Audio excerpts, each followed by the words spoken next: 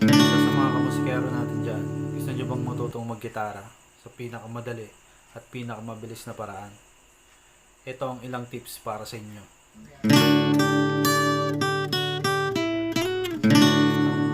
Ang unang tips ko sa inyo is kailangan, ayun, nakatono tayo, standard tuning tayo.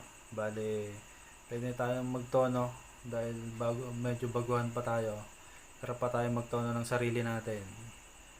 Yung iba gumagamit ng mga tuner application. Ayan, pwede natin tono ng standard. Bali, standard tuning tayo.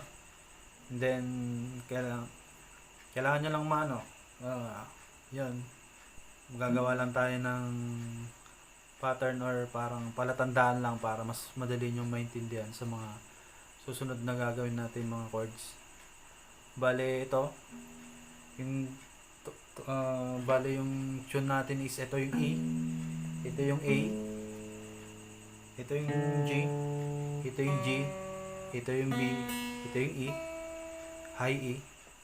Dahil nasa mas mataas na tone siya ng E. Kaya sinabing high E. Bale, para mas hindi kayo ma-confuse, gagamitin lang natin is magna-numbering lang tayo. Bale, sa A string natin, sabihin natin, ito yung first string natin. First string. Tapos second string is yung A. Bali sa third string natin is ito yung D. Bali third, ito yung third. Tapos sa G natin, ito yung fourth string. Tapos yung fifth string natin, yung B string is ito yung fifth string. And then sa E string natin na high E, ito yung sixth string. Bali, numbering lang natin. Yun natin, para mas madali natin matutunan yung chords. Bali, ulitin natin. First string, second string, third string, fourth string, fifth string, sixth string. Reference lang natin yan para pag ginawa natin yung mga chords, mas madali natin malocate or palatandaan kung paano natin gagawin yung chords. Okay? Bali, alam na natin yung numbering ng string. First, second, third, fourth, fifth, sixth, pang-anim. And then, next is yung numbering naman ng fret. Bali, ito yung first fret, second fret, third fret, fourth fret, fifth fret, and then hanggang sa dulo. Bilang lang yan, sunod-sunod lang. Yan lang ang importante doon para mas madali natin makuha yung chords kahit saang part pa ng neck. Makukuha natin yung mga chords. Sa mga susunod na mga na gagawin natin, mas ma-explain ko pa ng mas madali para mabilis lang natin maaral yung pagkuha ng chords. Dahil yung aim natin para mabilis matuto sa madaling paraan, sa pinaka simpleng paraan, matututo tayong kung paano mag-gitara. Okay, kailangan muna natin tuturo ko muna yung mga ilang basic chords or open chords para may turo ko sa'yo ng mas madali. Magagamit natin yung numbering ng string and then yung numbering ng fret para mas madali kong malocate kung saan yung dapat yung lang na itipa. Okay, bale, first kong tuturo is chords ng D. Okay, bale, ang pinakaunang ititipa nyo is nasa second fret, bilang kayo sa pangalawang fret, first fret, second fret, and then sa pinaka pang apat na string, yun, 1, 2, 3, 4. Ginamit natin yung numbering ng string lang para hindi pa kayo ganung ma-confuse. Pero sa mga susunod na video natin, gagamit na rin tayo ng mga letter para mas ma-explain ko pa. Then ito, sa second fret, yung fourth string, and then sa susunod na chords is sa may pang fifth string is the fifth string sa pang third fret naman. Okay, ito. Kukuha is yung ring finger palisingsingan mo. Ito. First, second, third fret. Nandito siya. Sa fifth string. So, ito. And then, yung huling sa may pinakababa, sa may pang-anim na string sa baba, is ilalagay mo sa second fret. Bale, ito na yung chords mong D.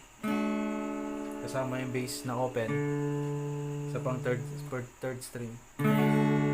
Ito yung kabuuan ng chords na D major. D major chords. Mas madali mo siyang malocate dahil gumamit tayo ng numbering ng string tsaka bilang ng fret. Okay? Bale, ito na yung sample ng chords natin. Unang basic chords natin or open chords, D. Susunod na chords naman natin is A. Bale, mas madali siya kasi nasa isang fret lang siya. Yun yung kagandahan dahil nagbibilang tayo ng fret. First fret, second fret. Bale, ang A is nasa second fret lang siya. First, second fret. And then, ang pinakauna natin is nasa third string. Ito, third string. So, second fret. And then, susunod sa same fret pa din. Ito yung pang naman natin, pang fourth string, pang apat na string. And then, susunod na ano niya is sa pang limang string. Doon na, same fret din. Yun na yung A. Nabuo na natin yung A major. Bali kasama yung nasa second string. Yan. Kabuuan na. Ito na yung A major. Mas madali siya. Mas madali siyang i-locate kasi sa bilang ng string at saka bilang ng fret na pag salubong natin, mas madali siyang makuha. Ito yung A. Napakasimple. Madali ng sundan. Dahil sa pagbilang natin ng fret at saka string. Yung susunod na chords natin is C. Itong C chords is medyo komplikado ng konti sa mga baguhan. Kasi kailangan niyang medyo medyo kailangan i-stretch yung mga daliri. Kasi may mga baguhan na nag-aaral na medyo dikit-dikit pa. Kulang pa sa stretching yung daliri. So, ito, bale para hindi kayo ganong malito sa pag-position ng C na chords or C major. I-start natin sa pangatlong fret sa may pangalawang string. Ito yung pangalawang string natin. So, pangatlong fret. Ito yung pangatlo. 1, 2, 3. Ito yung pangatlong fret. And then, susunod sa may middle finger natin. Sa may baba niya lang, yung pang third string natin. Middle finger yung kukuha. Second fret. Bale, first fret, second fret. Ito, second fret. And then, sa pang fifth na string natin, ilalagay natin yung hintuturo natin sa first fret. So, first fret. Ito lang, first fret. Dito ka maglalagay ng yun yung kagandahan na nagbibilang ng mga fret tsaka string. So, di ka kasi pwedeng lumagpas, mapunta mo sa second fret, nagsisintonado na siya. So, kailangan nasa kung saan siyang fret nakalagay, doon lang siya dapat. Di siya pwedeng lumagpas or kapusin or so andun yung bilang ng fret natin. First fret, second fret, third fret, second fret, and then yung first fret dito. Okay, ito yung C natin, C major. So mas madali siyang nasundan kasi sa bilang ng string at saka sa fret. Okay, C major. Next chord natin is G, major ng G, part pa rin siya ng basic chords or open chords. G, mas madali siyang i-pattern kasi ito, sa first string, first string natin, bilang lang tayo ng pangatlong fret, ito, pangatlong fret. Pag sinabing G, pangatlong fret siya dito, pinaka-base niya dito sa taas. So, ang susunod na position, ang susunod na tipa niya is sa may second string, sa may second fret. Ito, second fret. So, ito na, higpit na. So, ang pangatlong niya is pinakababa, sa pinapang-anim, sa may third fret. So, Ito, ganito kasimple. Ito yung G. So, first string, ito yung second string niya sa may second fret. Sa ano naman, sa pang-anim na string, nandito sa third fret. So, ito. Ito na yung chords na G. Madali lang siya nasundan, di ba? Kasi nagbibilang tayo ng fret. Tsaka, number ng fret and then number ng string pababa. So, yun. So, ulitin natin. Ang nagawa natin chords na ngayon is yung mga basic chords na dapat natin matutunan sa mga baguhan para kailangan natin daanan yung basic. Hindi natin pwedeng lagpasan tong mga simpleng chords na to. Kasi ito yung magiging foundation nyo rin sa mga susunod na mga matututunan nyo pa. Bale, ulitin ko lang na mga basic chords na natutunan natin is yung D, D major and then A major. Yung sunod is C major. Lastly, G major. So, sa maikling tutorial na to, naturo ko sa yung nakaturo na ako ng 4 na basic chords or open chords na pwede nyo nang practicein para mas ma-enhance na yung daliri nyo, and then sa improvement na rin sa paglipat. Ito yung may encounter nyo pa ngayon, yung mga baguhan is yung paglipat ng chords. At doon pa yung hirap pa mag-position or mag-form ng kusa. Kasi by araw-araw nyo naman siyang pinapractice, mas mag-improve yan, and then hanggang sa hindi nyo namamalayan, andun na bumibilis na rin yung paglipat ng chords nyo. So, ano ko na rin na sa ngayon, kailangan nyo munang practicein yung mga chords na to para mas mag-improve para sa mga susunod ba na ituturo ko.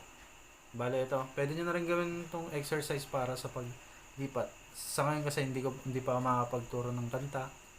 So, ganito muna, chords muna tayo, and then sa mga next video, tuturo ko naman kung paano makabuo ng kanta gamit ang mga major chords.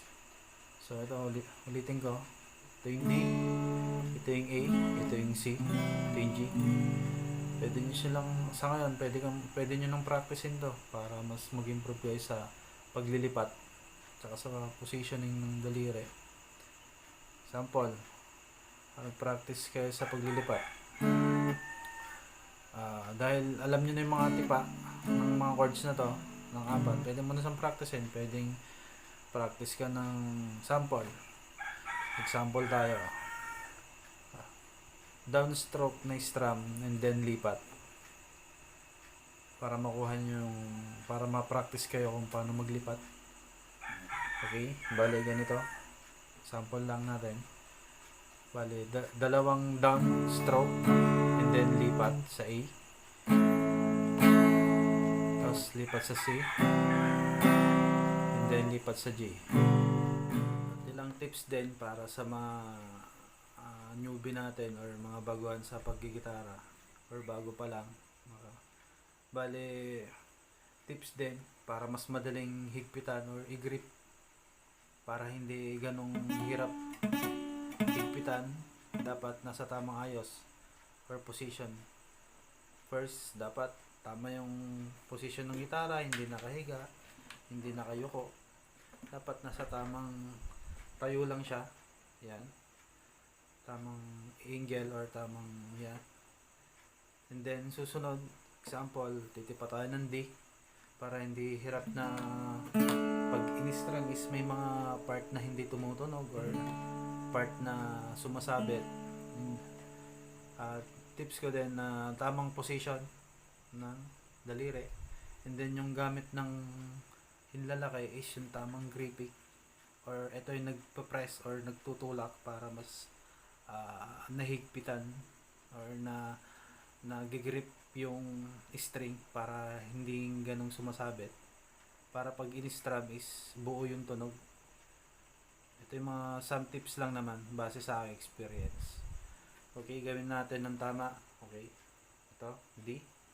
Tamang tindig or tamang angle ng gitara. And then, susunod, Tamang position naman, sample, yung D. Dito.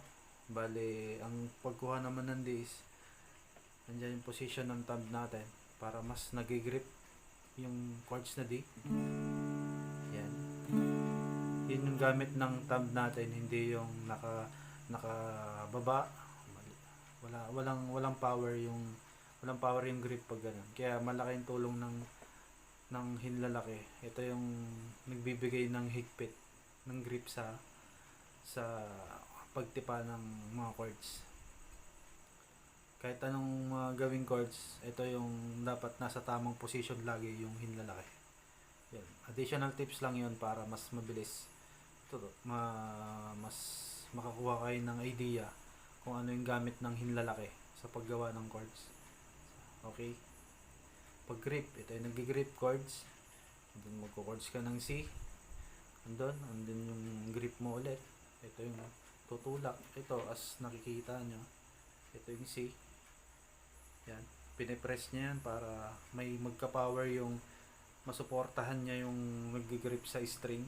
And then ito naman yung sumasalubong para magbigay ng power dun sa tatlong daliri na nakagrip sa string. Kumbaga nagtutulungan sila para mabilis niyang mahigpitan or mas ano siya. Para pag nag-chords kayo, hindi yung malinis yung pagko-chords nyo dahil tama yung gripping ng hinlalaki nyo. So, kung mali yung gripping ng hinlalaki mo, may tendency na hindi siya mahigpit ang maigi. Andun yung mga part na mali or yung mga nakakasanayan ng ibang mga baguhan sa paggigitara. So, yun lang. Ilang tips lang. Tamang posisyonan ng hinlalaki para makatulong sa pag-grip. G. Yan. As nakita nyo na nag-grip siya. Hindi pwedeng nakalutang na ganun kasi wala siyang power. So, kailangan nakagrip. So, yun. Additional tips lang din. So, okay. Bale ito. D, A, C, G,